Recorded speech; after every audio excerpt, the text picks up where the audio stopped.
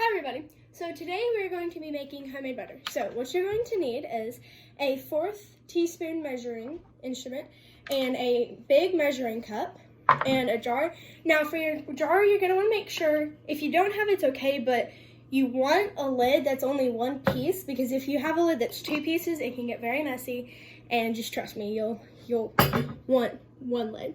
And you're going to need salt and heavy cream, and you'll want it at room temperature.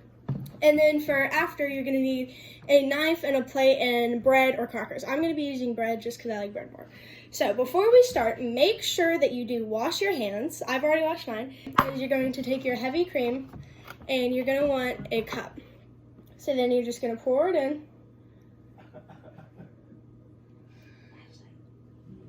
And get to your cup. And then you're going to take your jar and take the lid off and then just pour it in there. And then you're going to want to take salt and get 1/4 of a teaspoon and just pop it in there. Okay, so then put your lid back on. And this part's super fun but can get very messy if you're not careful. You're just going to start shaking it. So we do this in my Clover Cats Club. So make sure you don't drop it, and you're just going to shake, and you can make it fun, you can sing, you can dance, you can go crazy. So I'll be right back. It takes about 5 to 6 minutes to mix it, to get it. So the way you'll want it, right now we have it at liquid form, and then I'll show you how you need it to be so you'll want it in different stages. Now I'll be back.